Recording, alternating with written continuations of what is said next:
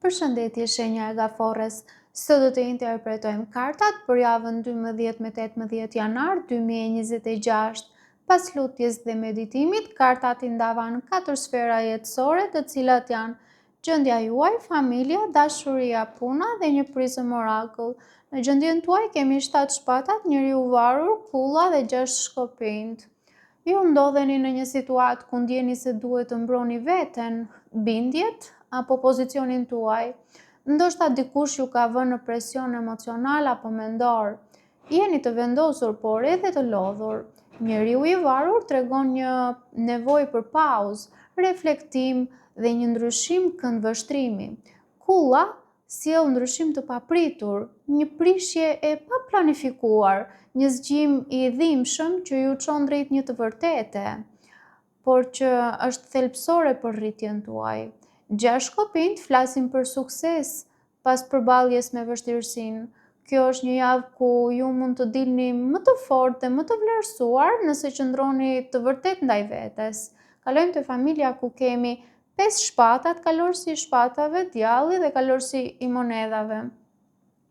Në familje ka tension, debat apo konkurrencë, ndoshta po përballeni ose do të përballeni me keqkuptime ose përplasje mendimesh. Kalorësi i shpatave sjell energji të papërmbajtshme dhe ndonjëherë shumë të vrrullshme, një figurë që futet me fjalë të forta apo vendime të nxituara. Djalli sinjalizon se një lidhje në familje mund të jetë toksike ose ka një ndikim që ju pengon të jeni të lirë. Kujdes me kontrollin, varësitë apo manipulimet. Kalorësi i monedhave sugjeron që zgjidhja vjen nga qëndrueshmëria, durimi dhe mendimi praktik, në vend të reagimeve të menjëhershme.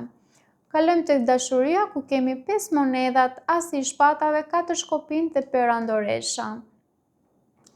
Në dashuri ndiheni të vetmuar ose të lënë pas dore, ka ndjesi boshllëku ose mungesë emocionale, por asi i shpatave sjell qartësi dhe komunikim të sinqertë dhe të prerë.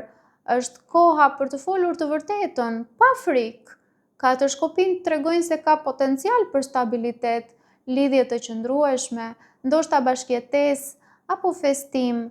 Perandoresha ju përfaqëson si një shpirt i ndjeshëm, plot dashuri, mund të jetë edhe fertilitet dhe bollëk gjithashtu.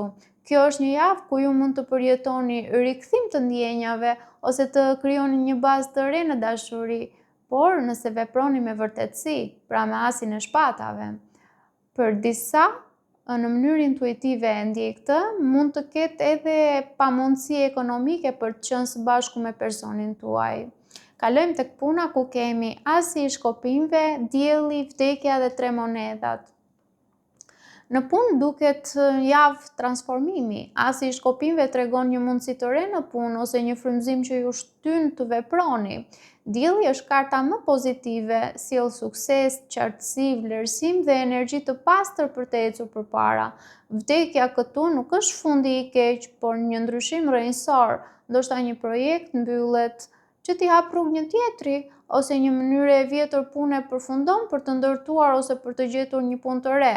3 monedhat këshillon të bashkëpunoni, sepse puna në ekip dhe njohja e talenteve tuaja do të sjellë shpërblime të qëndrueshme. Kalojmë te prizëm orakull ku kemi ndriçimin. Kjo javë sjell ndriçim, Zoti po tregon të vërteta, ndonjëherë përmes situatave të vështira siç është kulla, por për t'ju çliruar nga errësira. Mos u tremni nga ajo që del në dritë, sepse ndonjëherë nëpërmjet sfidave, unë do të thoja që çliroheni dhe zgjoheni dhe rriteni gjithashtu. Paçim!